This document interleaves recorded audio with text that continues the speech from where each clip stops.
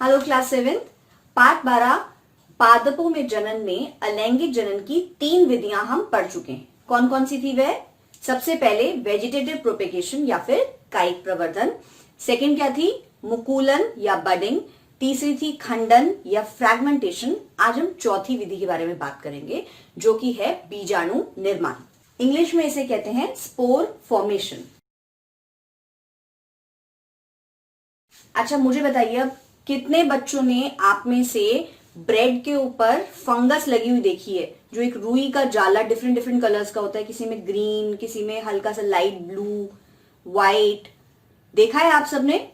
हाँ, तो अब उस पिक्चर को अपने दिमाग में रखिए, मैं उसी के बारे में बात कर रही हूं। वैज्ञानिक भाषा में वो जो ब्रेड थी जिसके ऊपर फंगस लग गया था, उस पे हम कहते हैं कि उस पे कवक उग गया है। क्या उग गया है? और कवक ही स्पोर फॉर्मेशन या बीजाणु निर्माण का एग्जाम्पल है। तो एक्चुअली बेटा वो जो ब्रेड में जो मैं रुई के जाले की बात कर रही थी, उसके अंदर एक्चुअली होता क्या है? उसके अंदर होते हैं बीजाणु या स्पोर्स।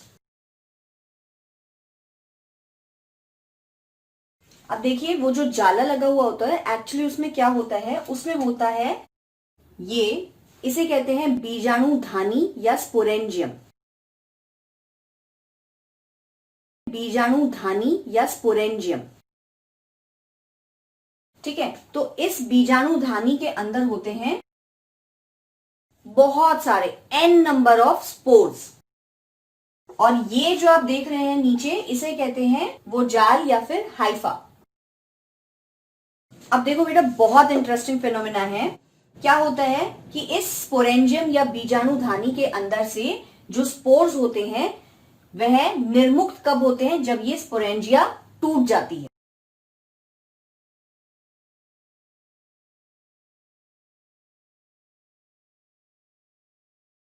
अब देखिए इस प्रोसेस में आपको क्या दिख रहा है?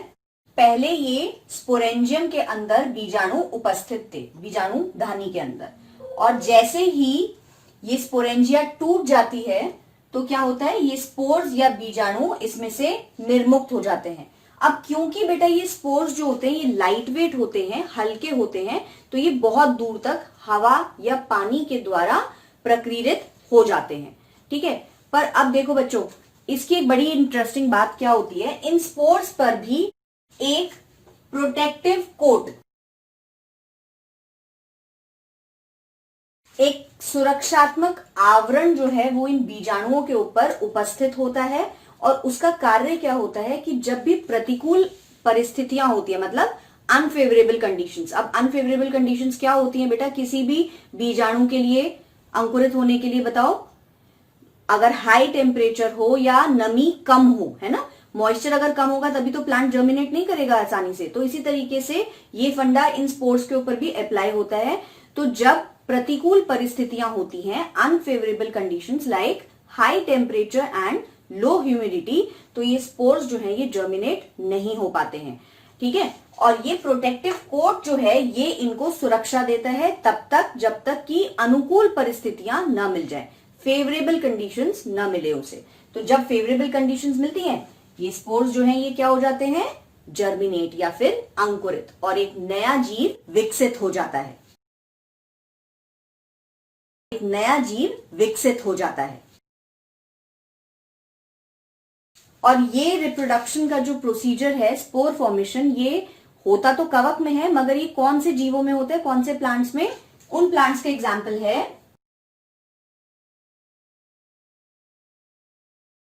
Mosses and ferns. इसी के साथ बच्चों हमारी असेक्सुअल रिप्रोडक्शन या अलैंगिक जनन की चारों विधियां कंप्लीट हो गई हैं।